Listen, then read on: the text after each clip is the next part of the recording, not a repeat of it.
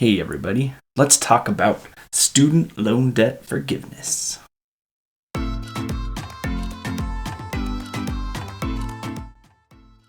This is the Wealthy Idiot Show.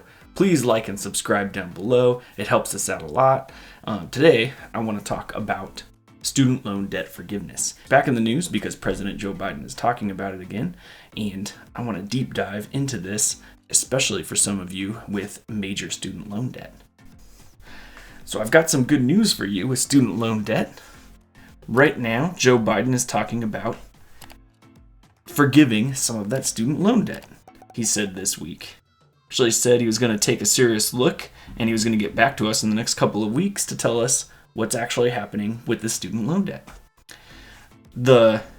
Right now, the House is controlled by the Democrats, the Senate's controlled by the Democrats, and the presidency is controlled by the Democrats. So theoretically, there should be a good shot of student loan debt forgiveness.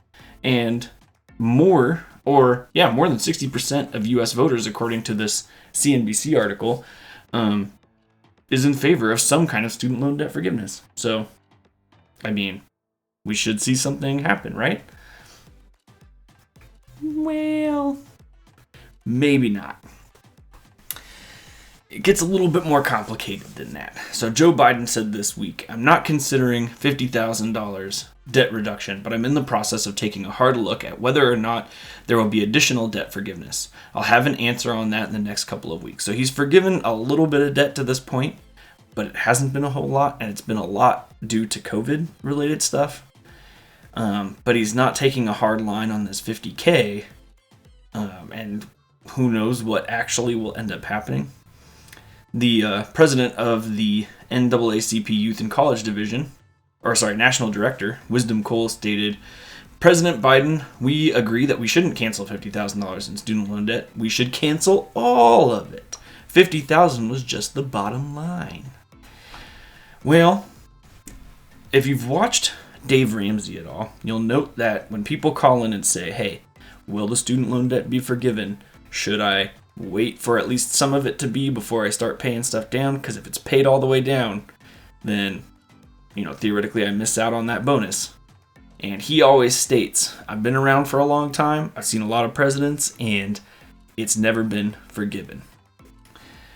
And he would be absolutely right. Why is this such a hard issue? If CNBC is telling us that more than 60% of voters are in favor of this, the NAACP National Director is in favor of this. President Biden, he may not be in favor of as much, but he says he's in favor of at least some of it, and he campaigned on some of it. How come we're not seeing any kind of student loan debt forgiveness? Well, there's some interesting bits. The first is student loan debt forgiveness may be popular as a whole, but what exactly is forgiven is not widely agreed upon. If you look at the poll and we break down the poll, we can see that 20% of voters want all student debt forgiven. 15% said that balances should be wiped clean only for lower income Americans.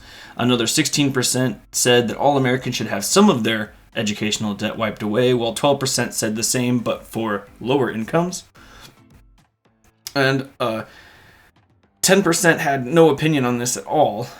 It was not terribly important to them, and 30% said that student loans shouldn't be forgiven at all. So if we start to look at this as how many people don't want the student loan debt fully forgiven, we start to see that it's over 80% of the population, the voting population, doesn't want a full student debt wipeout. They want some sort of caveats to this plan, like maybe for lower income Americans only, or some for lower income Americans only, or some help for lower income Americans, or maybe just, a small portion for everybody that has student loan debt.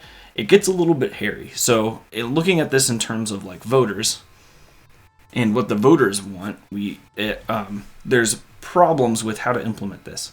Who counts as low income? Are they low income now?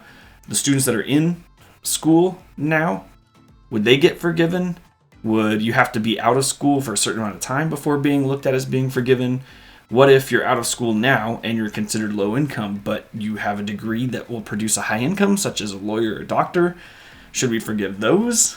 Right? And then if we start to see a high number of people who are getting debts forgiven that actually make pretty good money in the long run, that's not going to go over too well with a lot of voters.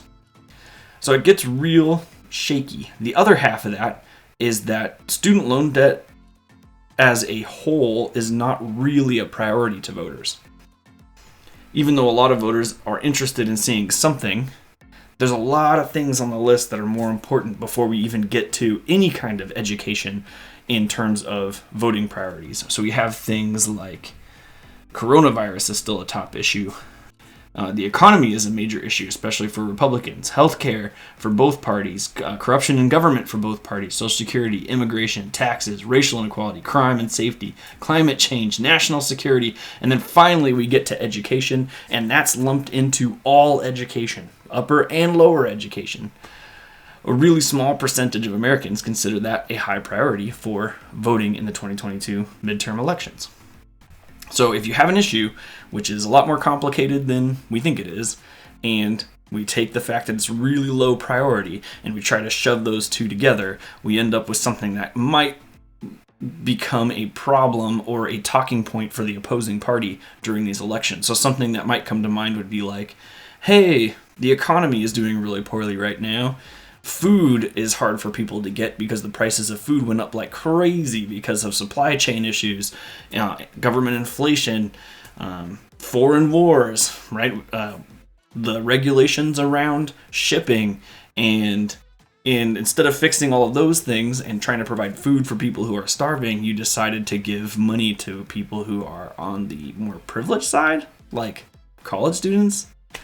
It's just not going to be a very good talking point. So where do I think this is going to land? I think that we're not going to see a whole lot. We may see some really low-income families get some kind of benefit, especially if they've been sitting on this debt for a while. The pandemic plan has been a little bit similar to that, where they've been looking at families who have been applying who are struggling and then, kind of forgiving some of their debt. We might see some more of that, to be quite honest.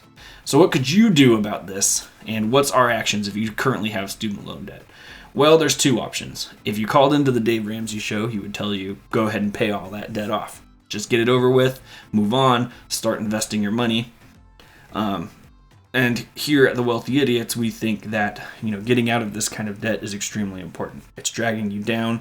You're paying into something where you could be theoretically paying into investments in securing your future. So we're huge fans of paying that off. But the other strategy is, if you currently have a low enough interest, something 4 and below, or if your loans are on hold by the government because of the pandemic right now, it might be worthwhile to pay the minimum amount while investing the difference. So if you could pay $1,000 a month, pay the minimum on the debt, or none if you currently have the whole debt on hold, and then pay the difference, could be $1,000 or somewhere in between, into investments, and that in the long run will get you to a point of being wealthier.